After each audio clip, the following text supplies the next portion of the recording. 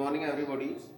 Today's class 6th mathematics video आज 5 मई का Guru Tegh Bahadur public school online classes में 5 मई का क्लास 6 का मैथ का मैं लेसन देने जा रहा हूँ आपको।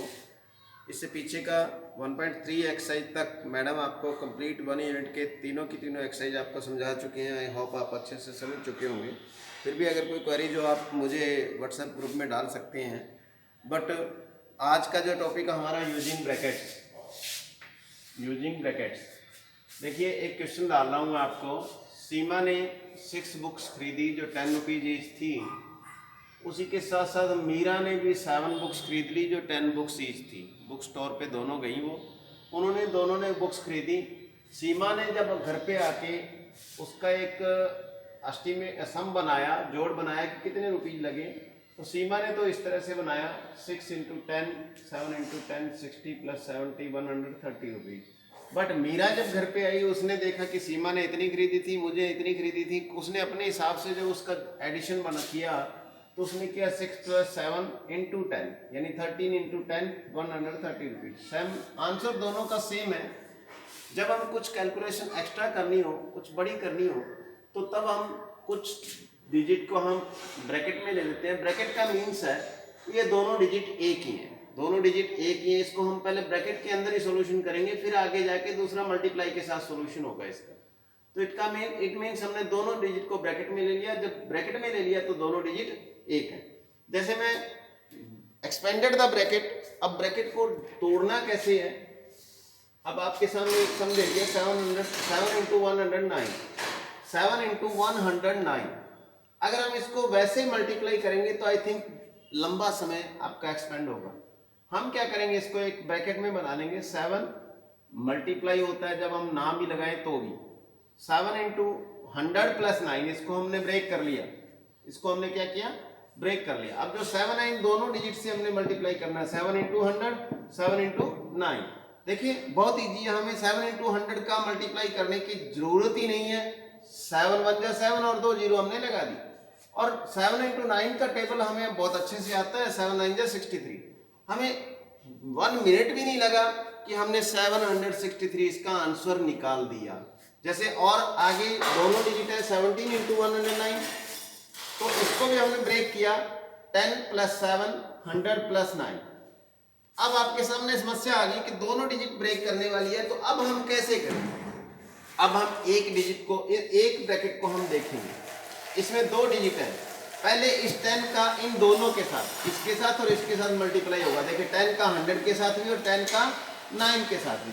फिर हमने 7 को लिया, फिर 7 का इस 100 के साथ भी और 7 का इस 9 के साथ भी। देखो चारों मल्टीप्लाई हो रहे हैं।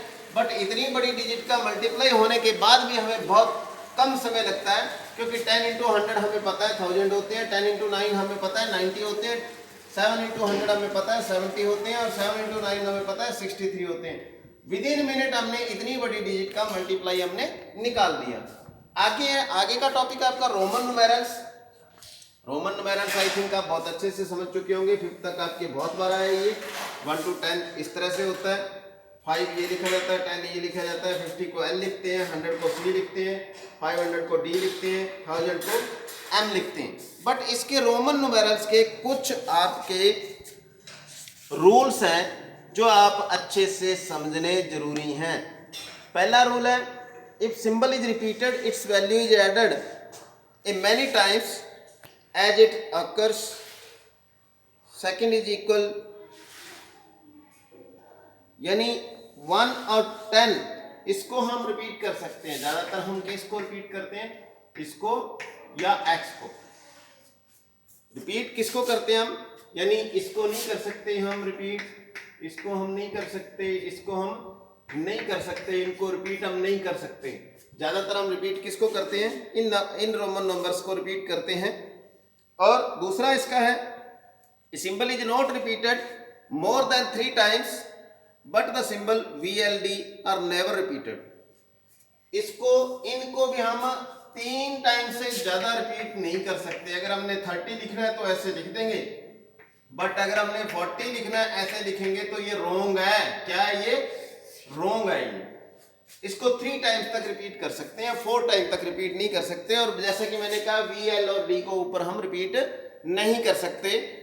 आगे है जैसे इसमें if symbol of smaller value is written to the right of a symbol of greater value, कोई भी स्मॉलर वैल्यू है वो ग्रेटर वैल्यू के राइट साइड में लिखी जाती है। जैसे हमने 12 लिखना है, ये दोनों स्मॉलर वैल्यू है तो हमने 12 इस तरह से लिख दिया।